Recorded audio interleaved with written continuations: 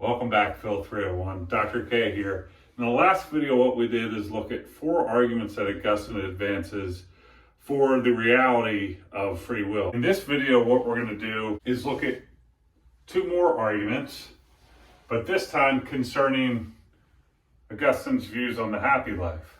So the first argument we're going to look at is his argument that the moral life equals the happy life. And the second argument that we're going to look at is his argument that the happy life is up to us. In other words, whether you're happy or not, it's on you. Okay? And this is related to the fact that we have free will and we can choose what we're going to pursue and strive for in our life. You can find the content of the arguments in the book on pages 19 to 23 and 55 to 8. So the first thing that we want to characterize here, because it's going to come to play in the argument, is Augustine's notion of a good will. A good will is a will by which we desire or strive to live upright and honorable lives and to attain the highest wisdom. He characterizes a good will as such on page 19. So, the argument that the moral life equals the happy life. Premise 1, those who have a good will lead moral lives. That's to say, lives with prudence, fortitude, temperance, justice, wisdom, etc. 2, a moral life is a praiseworthy life. It's something to be recognized and esteemed. Yeah. And a praiseworthy life, or a life that's worthy of recognition and esteem, is not an unhappy life. 4, a life that's not unhappy is happy. The idea here, I guess, is that you're either happy or unhappy. Right, black and white. Black and white. There's no kind of middle area. And this may be a point of contention that you might raise. Another way to put it is that happiness is binary. Right. You're happy or you're unhappy. And since a praiseworthy life is not unhappy, then it's got to be happy, because a life is either happy or unhappy. There's only 2 choices. 2 choices. Right. Again, there might be a point of contention. This is where, I want you to think for yourself about the logical structure of the argument and then the truth value of the premises. Maybe you would challenge this, but it's not enough to say, oh, I don't think that's right. You got to have a reason why, and an argument as to why. So think for yourself about that if you want to challenge 4. But in any way, from 1 through 4, it follows 5, that therefore those who have a good will lead happy lives. Another way of putting this is the moral life, or the life of virtue, is the happy life. Now, he also explicitly advances an argument for 3 in the work. So I want to represent that argument for you all as well, to pull that out. So now we'll have a look at the argument for premise 3.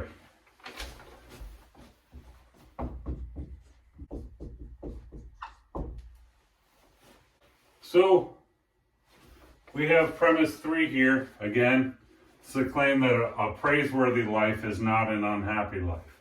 So Augustine has an argument for this. Runs as follows. 3a, a praiseworthy life ought to be sought and not avoided, but an unhappy life ought to be avoided. Thus, a praiseworthy life is not an unhappy life. So this is a Leibniz, if you've ever heard of a Leibniz law type of argument, where you show that one thing has a quality and then there's something else that lacks a quality.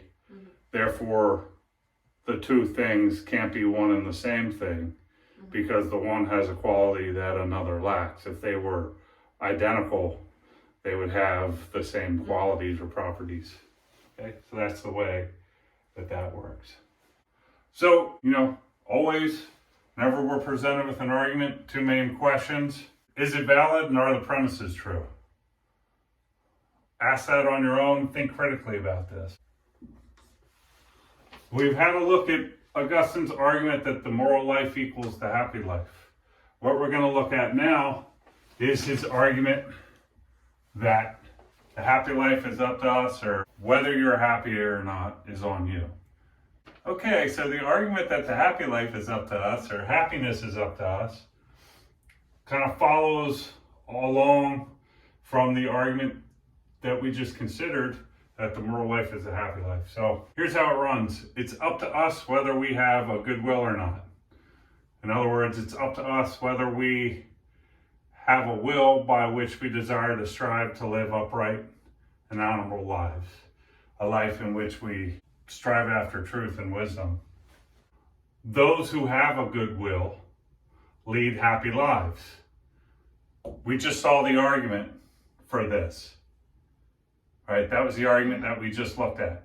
So you can actually look at the argument that the moral life is a happy life is an argument for premise 2 of this argument here. Mm-hmm. This argument follows on the previous argument that we looked at. And then from 1 and 2, we can derive 3. Thus, it's up to us whether we have happy lives or not.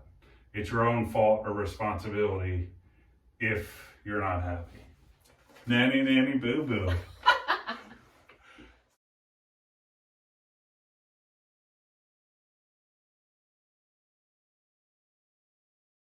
Sure, I have a desire or strive to live upright, but maybe I don't have the education or the money or I got a child with special needs that has to, or an ailing parent or a pandemic or whatever, and I'm not happy, so what am I missing here? It can't be that simple when you bring in reality and life. If you disagree with 2, the first argument we looked at is essentially an argument for 2. So if you disagree with 2, okay, trace back, look back at the premises for the first argument we looked at and see what you disagree with there. You're right that it may be the case that you don't have resources. You don't have worldly resources. But Augustine doesn't think happiness has to do with worldly resources. Okay, so that's helpful. Right? You know, it has to do with the integrity of your soul, yeah, or your will. Right. You could be dirt poor, sure, stuck in prison, but be a virtuous, truthful, godly person. Yeah. And in that sense, be an estimable person and hence someone who lives a happy life. Okay. Happiness doesn't have anything to do with worldly possessions or means on Augustine's view.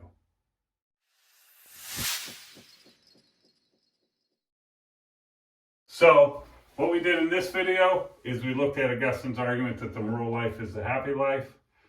And then we looked at his argument that the happy life is up to us. Whether we're happy or not is on us. And if we're not, it's our fault.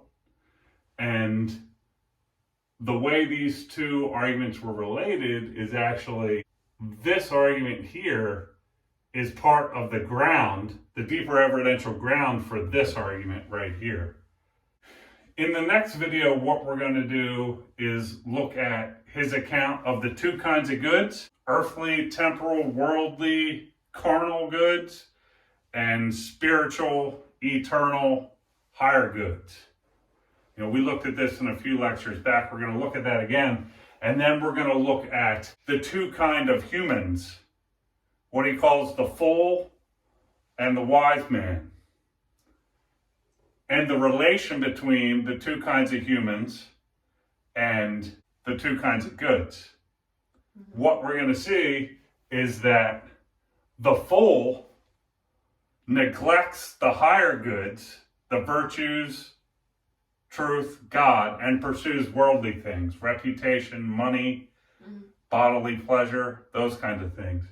And the wise person pursues and loves only the higher goods, virtue, truth, and God, and he or she merely uses the worldly goods, but doesn't pursue them as an end in themselves. Mm-hmm. She might use them for certain things, but that's not what they're after. Ultimately, what they're after is manifesting virtue, truth, and godliness in themselves. So maybe that'll help clarify or go deeper into his conception of what the happy person is and why wealth is not needed for that. Material resources are not needed for that. And why actually pursuing material resources in a major way for your life as ends in themselves is going to lead to an unhappy life. So that's what we have to look for in the next video.